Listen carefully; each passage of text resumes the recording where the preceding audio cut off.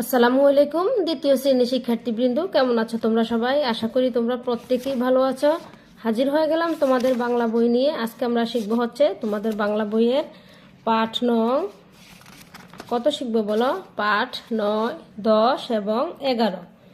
9, 10 এবং 11 আজকে আমরা এই তিনটি পাঠ শিখবো। কেমন? পাঠ 9 দেখি। পাঠ 9 আছে দেখে বুঝে কাজ করি। দেখে বুঝে কাজ করি। দেখো এখানে কয়েকটি ছবি দেওয়া আছে। এখানে কি করতেছে? ছবির মধ্যে একটি লোক ঝুড়িতে ময়লা ফেলছে।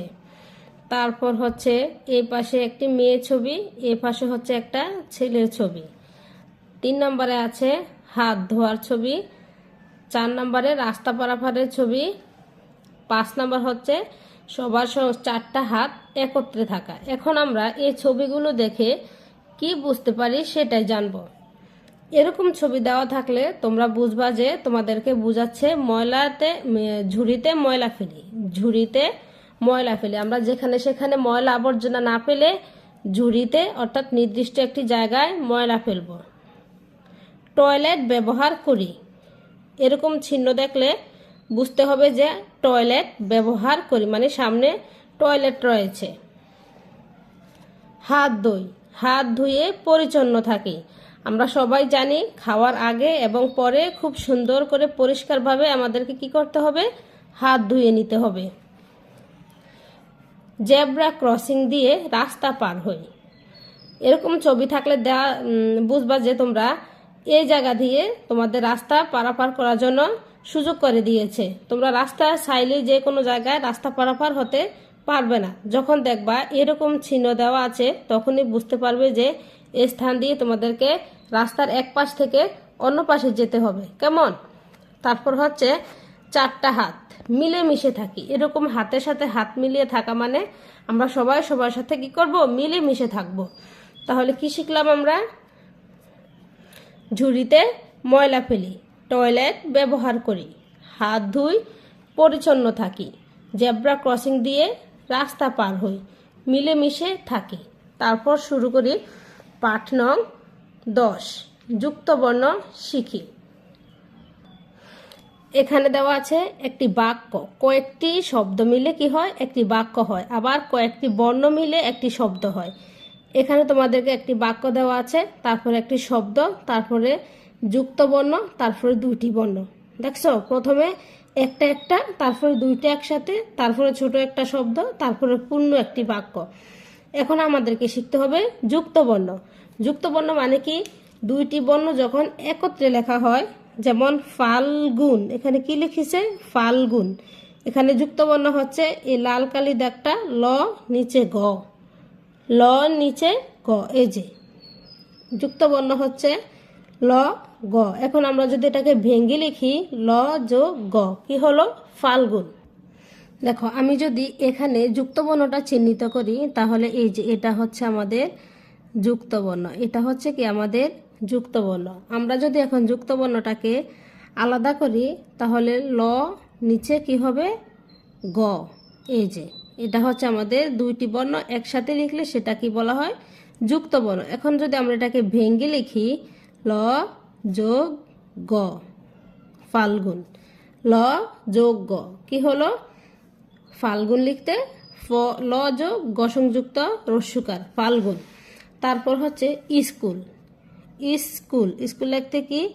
দন্ত স নিচে ক রস্যকার কু ল, স্কুল। আমরা যখন এটাকে পড়ব তখন পড়তে হবে দন্ত স সংযুক্ত ক। এই যে দন্ত স যুক্ত ক রস্যকার কু ল, স্কুল। আমরা যদি এটাকে এবার ভেঙে লিখি তাহলে কি হবে? দন্ত স যোগ ক, দন্ত স যোগ ক, স্কুল। তারপর হচ্ছে বন্ধু। বন্ধু। বন্ধু। দেখো খুব সহজ। 9 নিচে ধ, এটাই হচ্ছে যুক্ত বর্ণ। ন সংযুক্ত ধ, এটাই কি বলা হয়? যুক্ত বর্ণ। এখন আমরা যদি ভেঙে লিখি ন যোগ ধ, বন্ধু। এভাবেই তোমাদেরকে এখানে প্রত্যেকটা পড়তে হবে। তারপর হচ্ছে পছন্দ, পছন্দ, এখানে যুক্তবর্ণ ন সংযুক্ত ধ, ভেঙে লিখলে ন যোগ দ।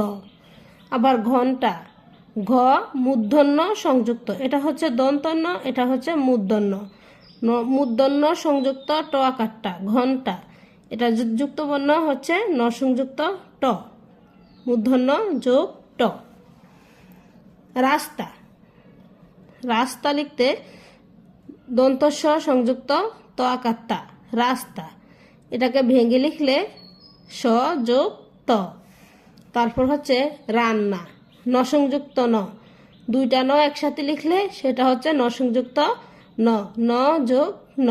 পরিষ্কার, এটা হচ্ছে মূর্ধন্য স, মূর্ধন্য স, তোমরা যেটাকে পেট কাটা বলো এটা কিন্তু সঠিক উচ্চারণ না, বলতে হবে মূর্ধন্য স সংযুক্ত ক আকার কা র, পরিষ্কার। ভেঙে লিখলে মূর্ধন্য স যোগ ক। এটাকে যদি আমরা লিখি কিভাবে লিখতে পারি দেখো,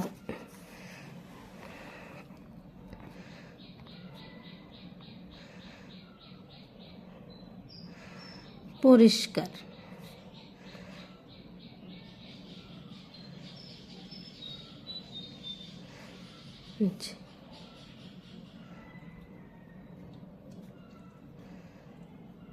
পরিষ্কার।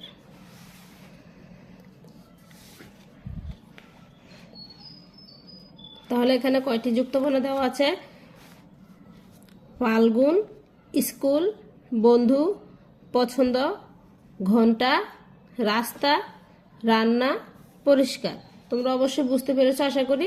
তারপর হচ্ছে পাঠ নং 11, 21-এর গান। খুবই সুন্দর একটি কবিতা 21-এর গান লিখেছেন আব্দুল গাফফার চৌধুরী। 21-এর গান লিখেছেন আব্দুল গাফফার চৌধুরী। আমার ভাইয়ের রক্তে রাঙানো 21শে ফেব্রুয়ারি, আমি কি ভুলিতে পারি ছেলেহারা শত মায়ের অস্ত্র গড়া এ ফেব্রুয়ারি, আমি কি ভুলিতে পারি আমার সোনার দেশের রক্তে রাঙানো ফেব্রুয়ারি, আমি কি ভুলিতে পারি। এখানে তোমাদেরকে গানটি খুব সংক্ষেপে দেওয়া আছে, এটা আরও অনেক বড় একটি গান। তারপর হচ্ছে বলি, এ গান আমরা কখন গাই, এ গান আমরা কখন গাই, এ গান আমরা 21শে ফেব্রুয়ারির দিন গাই। গানটি আমরা কাদের স্মরণে গাই? 1952 সালে ভাষার জন্য আন্দোলন করতে গিয়ে যারা শহীদ হয়েছেন তাদের স্মরণে আমরা এই গানটি গাই। 1952 সালে ভাষা আন্দোলন করতে গিয়ে যারা শহীদ হয়েছেন তাদের স্মরণে আমরা এই গানটি গাই। এই যে দেখো আমি উত্তরগুলো লিখে দিয়েছি। 21শে ফেব্রুয়ারি দিনে আমরা এই গানটি গাই। 1952 সালে ভাষার জন্য আন্দোলন করতে গিয়ে যারা শহীদ হয়েছিলেন তাদের স্মরণে আমরা এই গানটি গাই। গানটি কি? গানটি বলছে, গানটি সুর করে গাওয়ার চেষ্টা করি। আমার ভাইয়ের রক্তে রাঙানো 21শে ফেব্রুয়ারি, আমি কি ভুলিতে পারি ছেলেহারা শত মায়ের অস্ত্র গড়া এ ফেব্রুয়ারি, আমি কি ভুলিতে পারি আমার সোনার দেশে রক্তে রাঙানো ফেব্রুয়ারি, আমি কি ভুলিতে পারি।